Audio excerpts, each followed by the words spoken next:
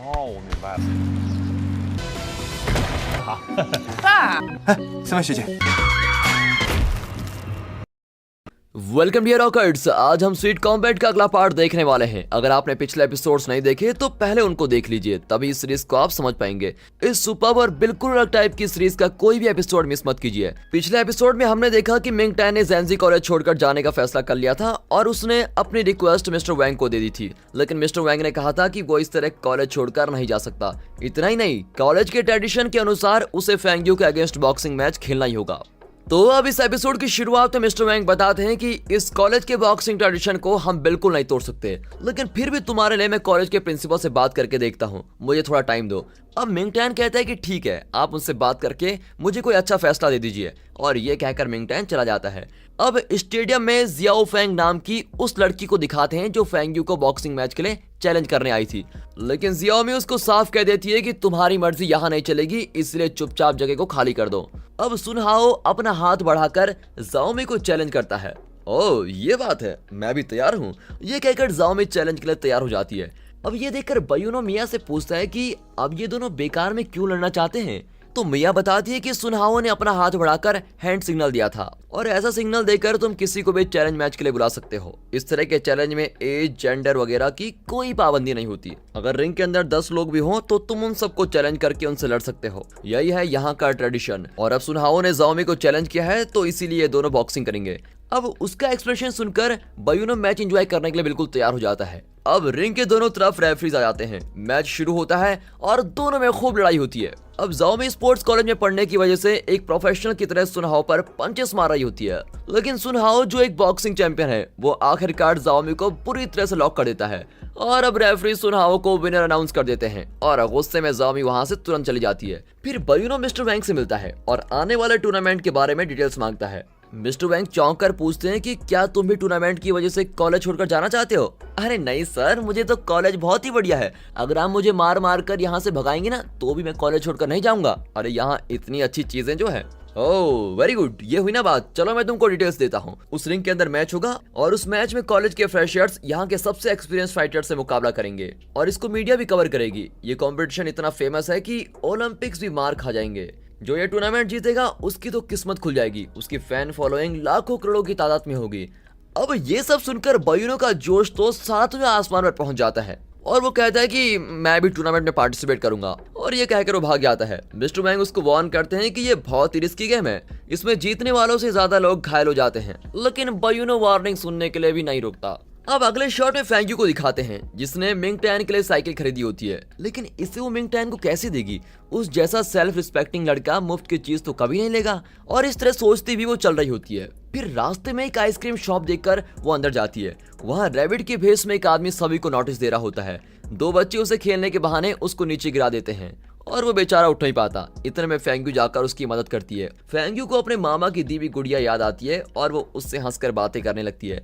और तब हमें दिखाते हैं कि रैबिट के भेष में और कोई नहीं, अपना मिंग टैन है। मिंग टैन को तो हैरानी होती है कि ये लड़की हंसकर बातें करना भी जानती है, क्योंकि मिंग टैन उसको हमेशा गुस्से और एटीट्यूड में देखता था। लेकिन फेंग यू ये नहीं जानती कि ये मिंग टैन है, और वह खुशी खुशी उससे बातें कर रही होती है। फिर वो आइसक्रीम खरीद कर खाने लगती है, और उसके चेहरे पर इतनी खुशी देखकर मिंग टैन को लगता है कि शायद वो बाहर से एटीट्यूड और मूडी वाली है, लेकिन अंदर से उसका दिल साफ लगता है। अब अगले सीन में दिखाते हैं कि जाओमी बहुत ही दुखी होती है और अपने पापा की दुकान में आती है। उसके पापा कहते हैं, लगता है बहुत दिनों बाद किसी लड़के ने तुमको हरा दिया है, मैं उसे जरूर मिलना चाहूंगा। अरे आप चुप रहिए पापा, उसके बारे में बात मत कीजिए। तब सुनहाओ उस दुकान में आता है और जाओमी कहती है कि इस बार तो तुम जीत गए, लेकिन जल्द ही मैं तुमको हरा कर दिखाऊंगी। लेकिन सुनहाओ मुस्कुराकर वहीं खड़ा रहता है। इतने में जाओमी के पापा सुनहाओ को जीतने के लिए कांग्रेचुलेट करते हैं और उससे बहुत ही अच्छा बर्ताव करते हैं, और ये देखकर जाओमी गुस्से में बाहर चली जाती है।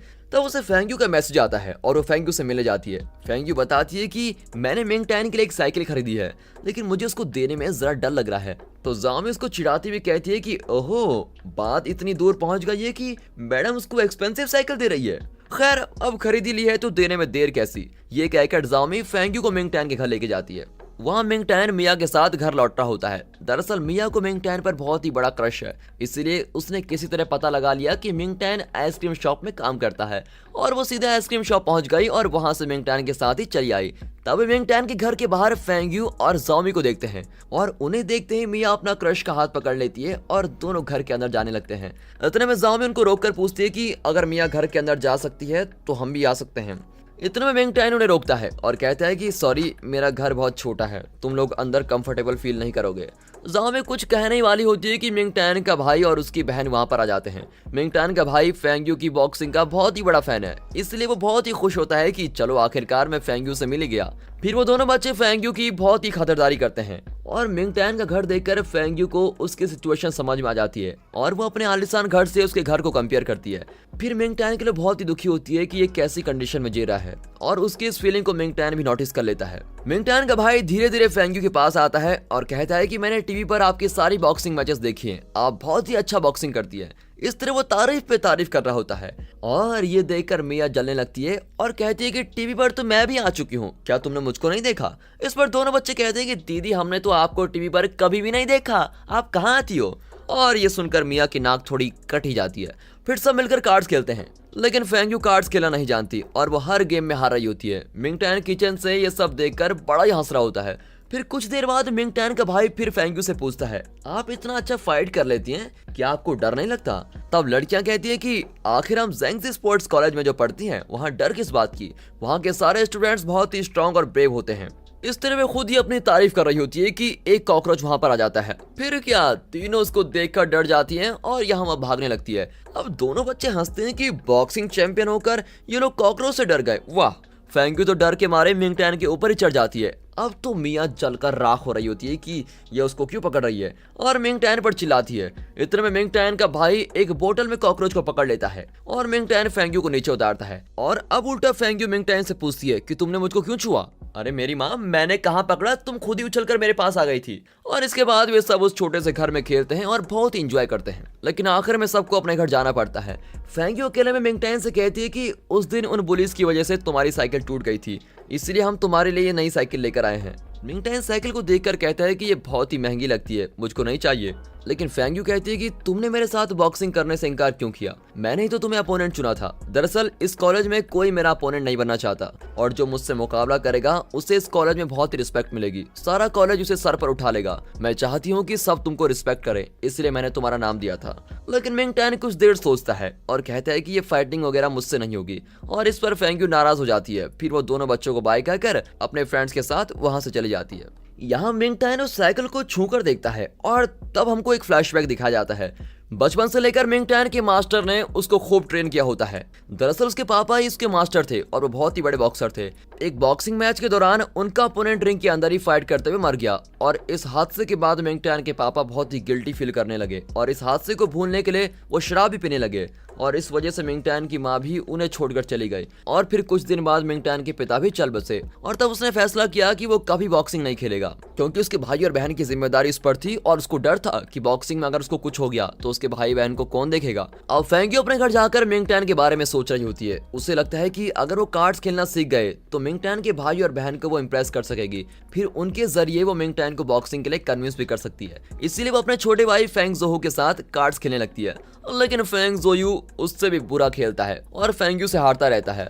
2-3 राउंड्स के बाद वो बोर हो जाता है और कहता है कि मैं बड़ी बड़ी कंपनीज के साथ गेम खेलता हूँ दीदी, और तुम मुझे बच्चों के साथ गेम खेलने को कह रही हो। अब अगले दिन फेंग यू और मिंग टैन कॉलेज के प्रिंसिपल से मिलने जाते हैं। उन्होंने प्रिंसिपल से क्या बातें की, क्या मिंग टैन इस कॉलेज में ही रहेगा या फिर कॉलेज छोड़कर चला जाएगा? इन सवालों के जवाब हमें आने वाले एपिसोड से मिलेंगे। दोस्तों, हम कोशिश करेंगे कि आगे के एपिसोड्स जल्दी अपलोड कर सकें। और अगर ये सीरीज आपको पसंद आ गई है तो सच में यार एक लाइक और वीडियो को सब्सक्राइब तो अभी कर दें। बाकी मिलते हैं अगली वीडियो में, तब तक के लिए good bye and peace and finally thanks for watching.